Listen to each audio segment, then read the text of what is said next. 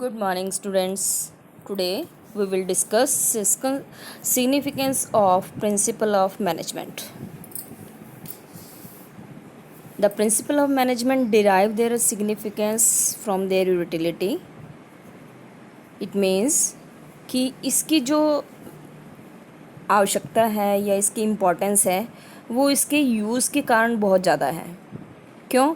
क्योंकि I have told you in the definition the principle of management provide useful insight how to behave by the managers को के behaviour में क्या क्या बातें होनी चाहिए and how they have to treat with the workers and subordinates.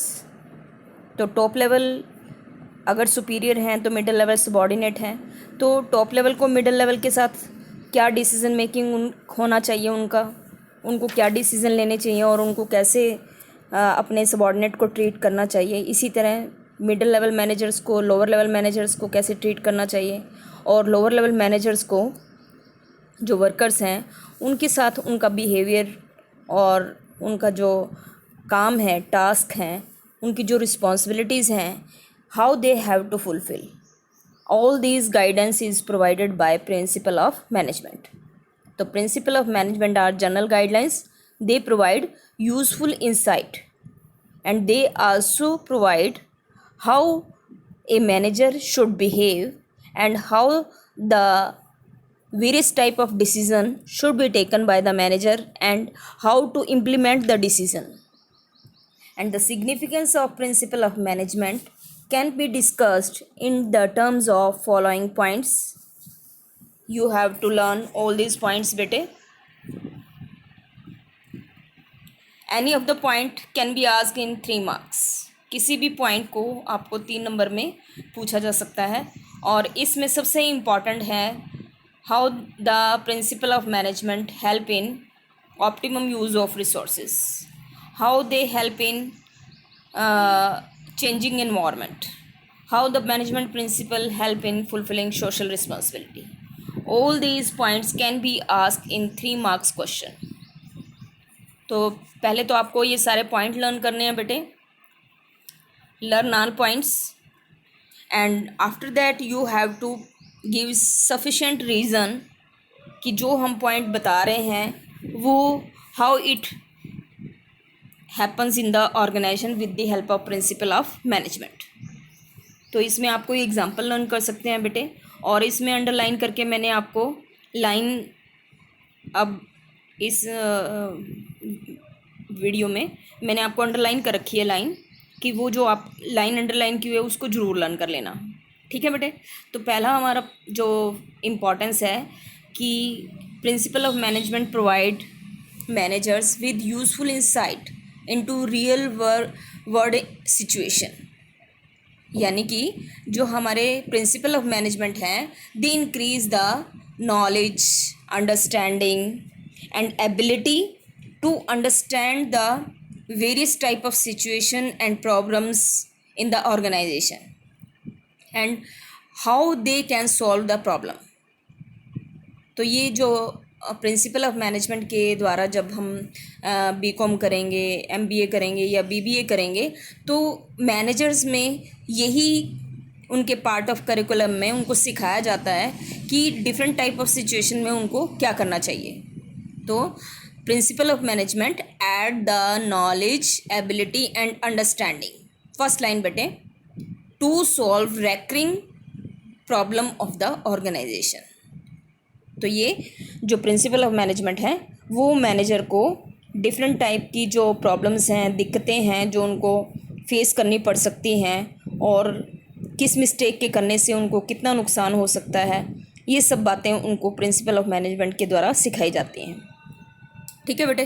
तो इसमें एक एग्जांपल दिया हुआ है कि some time manager is overloaded with the work. तो अगर काम से ओवरलोड हो गया है तो वो क्या करें, इम्पॉर्टेंट डिसीजन मेकिंग खुद कर ले और लेस इम्पॉर्टेंट एक्टिविटीज़ को वो अपने सबॉर्डिनेट से करवा सकता है। तो this concept is known as principle of delegation. तो ये डेलीगेशन में हम आपको सिखाएंगे बेटे। तो डेलीगेशन के प्रिंसिपल के through manager can solve their problems. Okay, तो फर्स्ट इंपॉर्टेंस क्या है? They provide useful insight. Second point देखें बेटे. Next, principle of management help in optimum utilization of human and material resources. So we can use best use of them. हम उनका बहुत अच्छे से प्रयोग कर सकते हैं. तो आपको अंडरलाइन मैंने आपको की हुई है बेटे line. Principal of management equips the manager to foresee cause and effect relationship of their decision and action.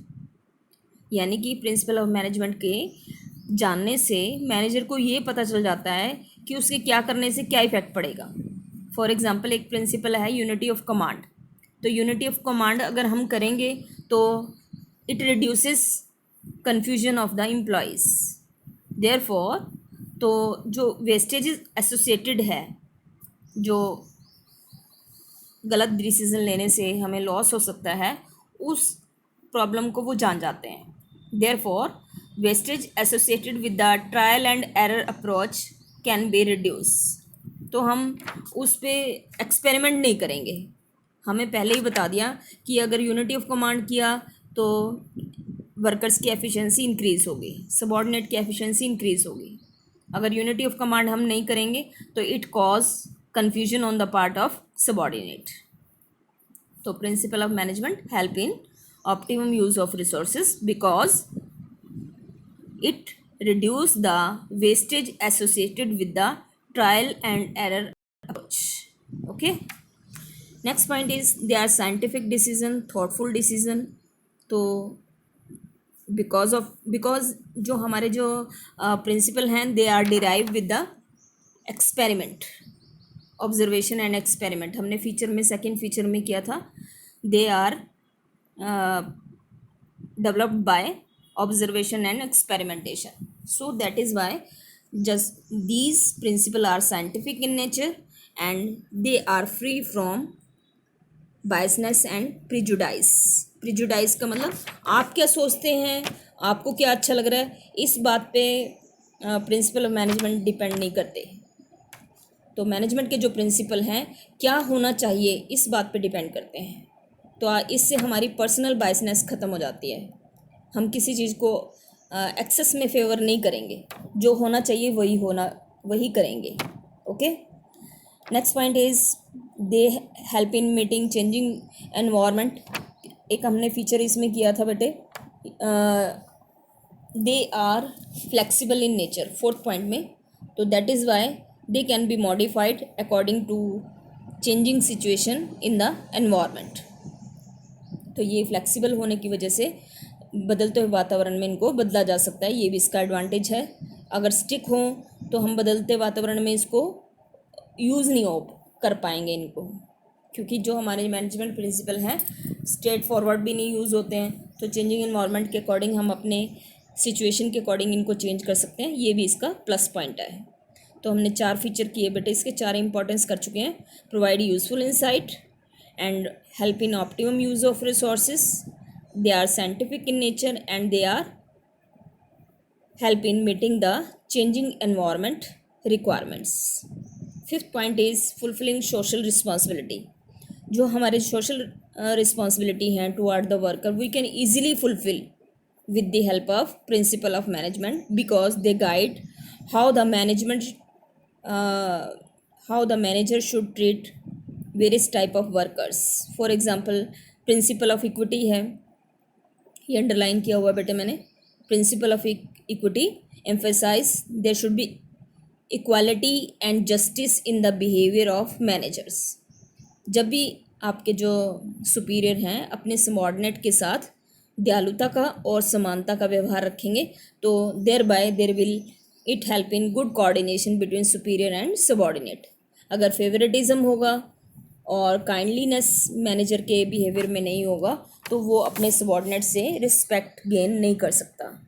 Okay, next point is last point is management help. जो आपके प्रिंसिपल ऑफ मैनेजमेंट है दे help in management training, education and research. तो जितने भी scholars हैं सी on the next page. ये बेटे इसमें मैंने अंडरलाइन किया हुआ है, जितने भी हमारे प्रोफेशनल कोर्सेज हैं, बीबीए है या एमबीए है, तो आने वाले जो स्टूडेंट हैं वो इन्हीं प्रिंसिपल को पढ़ते और सीखते हैं, बिगनिंग लेवल से उनके करिकुलम का पार्ट होते हैं।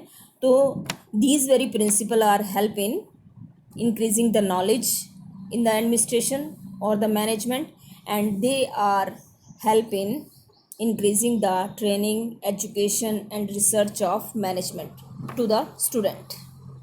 तो ये आने वाले जो न्यू मैनेजर्स हैं उनकी ट्रेनिंग का, एजुकेशन का, करिकुलम का पार्ट होते हैं और यही पढ़ाए और सिखाए जाते हैं। Okay, have a nice day. ये बेटे कॉपी में राइट करने हैं आपको सारे प्रिंसिपल, जो मैंने आपको आज इम्पोर्टेंस कराई है, कल मैंने फीचर कराए थे। तो ये सेकंड यूनिट आप राइट करना शुरू कर दें अपनी कॉपी में, और राइट करने से कोई प्रॉब्लम आ रही है तो पूछ लो मेरे से। और आज आपको ये टॉपिक राइट भी करना है और लर्न भी करना है। Okay, have a nice day बेटा।